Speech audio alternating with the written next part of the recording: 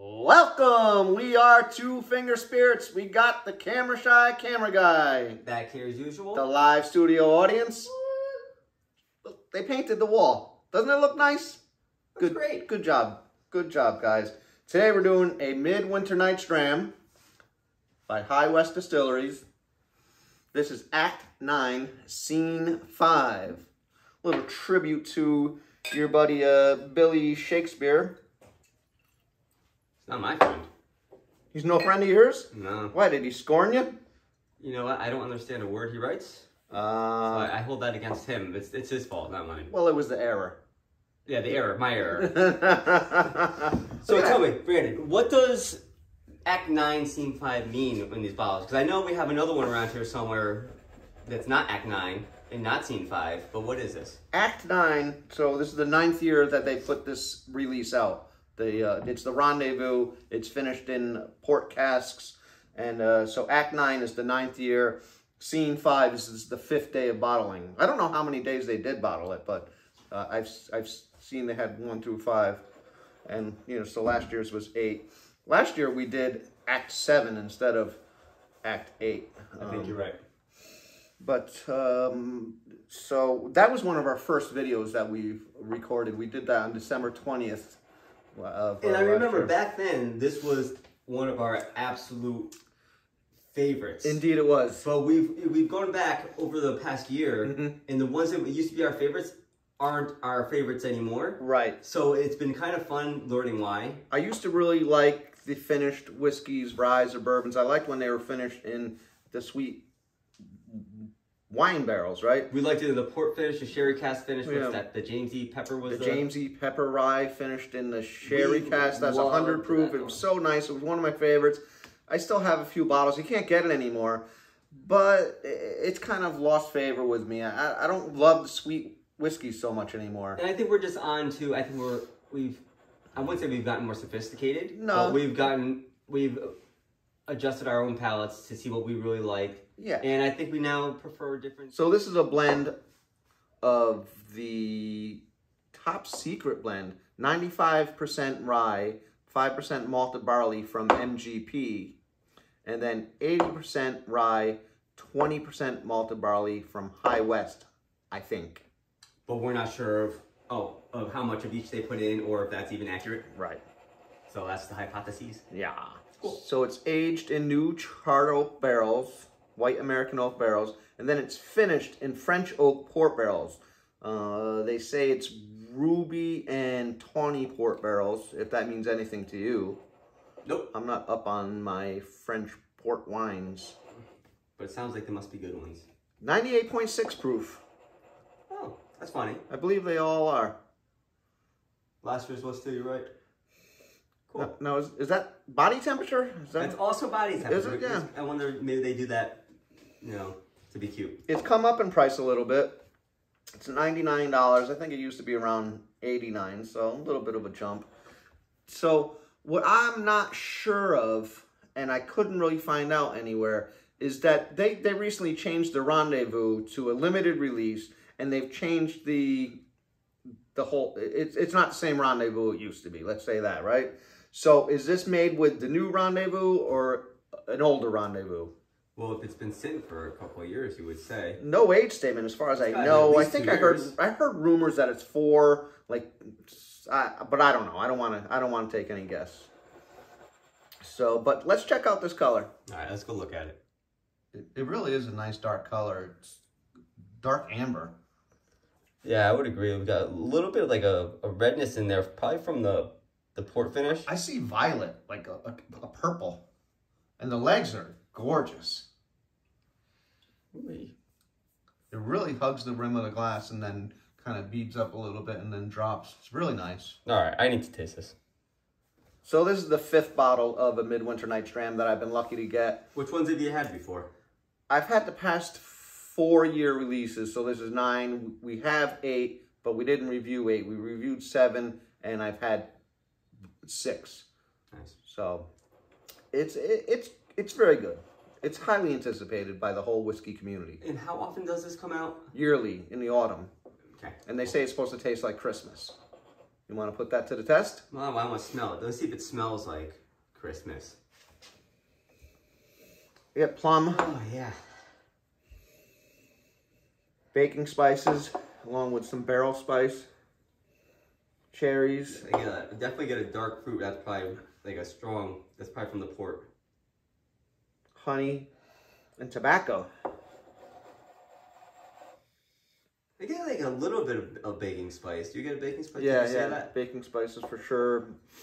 Like, but like the nutmeg ones. Nutmeg. Clove type. And then something a little more, A little sweeter. a little peppery, I think, too, as well. Right? It smells fantastic. Yeah. Not a lot of ethanol, but you could tell it's around 100 proof. Yeah, not a lot of ethanol, but it's there. It's present, right? Ready? I'm gonna dig in. All right.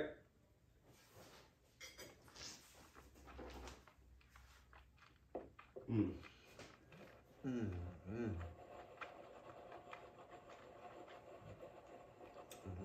Dark ripe cherries, oak, leather, brown sugar, hints of cinnamon, pepper. And you know what? I started with plum, and I think I'm gonna finish with prune. So like, it dried out Yeah, in your mouth. isn't that odd? It's really weird. It's like my mouth is a dehumidifier or dehydrator. Is that what they do? Yeah, I would think so. Well, does this make your mouth dry? No. No. Wasn't getting much of a dryness either. It tastes fantastic though. It is good. It's sticky sweet. It's a little sweet. It is like, at this point, I think it's a little sweet, but it's so good. You know, it has it's a subtle, I don't think it's overly sweet. Like, Angel's Envy was overly sweet. That one. Yeah, the Caribbean finish, yeah. But this is not overly sweet. This has like a nice touch of the port wine finish. I think maybe a little sweeter than I would like, but I think I do like it. I like it. I think it's a great whiskey. It's very well balanced, you know. There's no really predominant, and I guess the plum or the dark fruit is a little dominant, but I think that's what they're going for, finishing in these casks. It's a little sweet for me, but it's delicious. I think it's one that I have to be in the mood for, and I think this time of year puts me in the mood for something like this. I agree. I feel like, you know, on a smaller Christmas party with close family, this is a bottle you break out. Yes. You're not bringing this to a river. No. Sorry, James. But it's nice. All right, let's take a sip. I really want to dissect this finish here.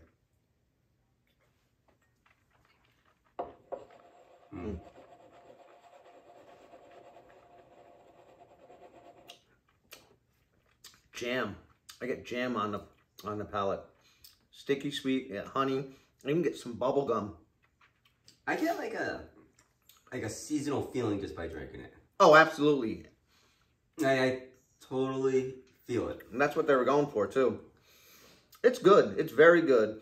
I don't like sweet finished whiskeys as much as I used to. I think we've already kind of said that. It's very complex. It's very well balanced. I'll buy it again. We'll buy it again. I'll get it again. So I have to say though, like, this is something that you could give to a novice whiskey drinker because it's under 100 proof, so it's not going to burn their mouth out. Yeah. And they may enjoy it the way we'd enjoyed it, where it's got that little sweetness to it. Yeah.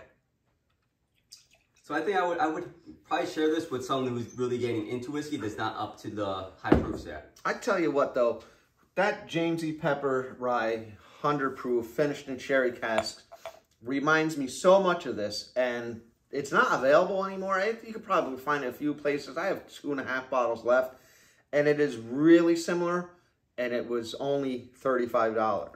Did we ever put those in juxtaposition? I think we may have. That'd be a fun one. That would be a fun one. So this is Act 8, Scene 2, and don't screw up the hands. Color's almost identical. I can't see any difference in it.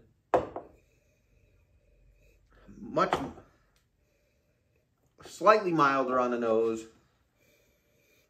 Similar profile.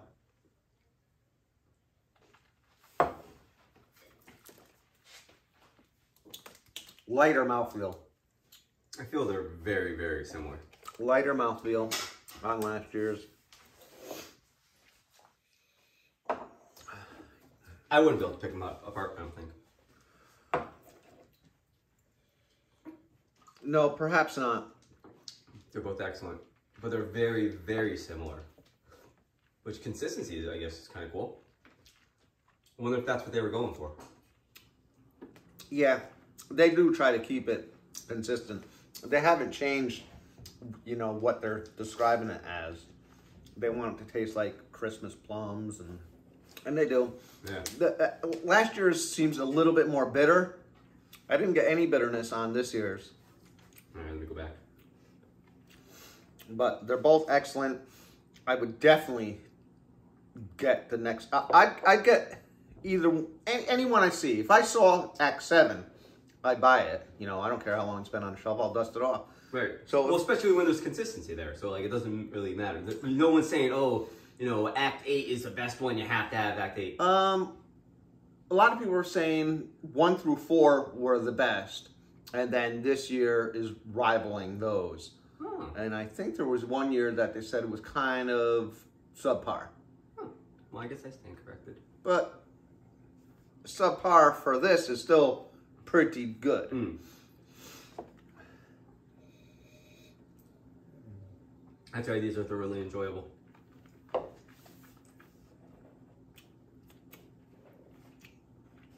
I think this year's is slightly better than last year's. Anything you want to add? No, you know what? I'm really grateful to have the opportunity to share this one with you because it's excellent. So thank you. It is excellent. So let's give a quote from old William Shakespeare, right? No. Be not afraid of greatness. Some are born great, some achieve greatness, others have greatness thrust upon them. Old Willie. As always, folks, thank you so much for joining us. We really appreciate it. Camera Shy Camera Guy, thank you. Your service is unmatched. Stop making fun of me. Cheers, everybody. Hey, cheers!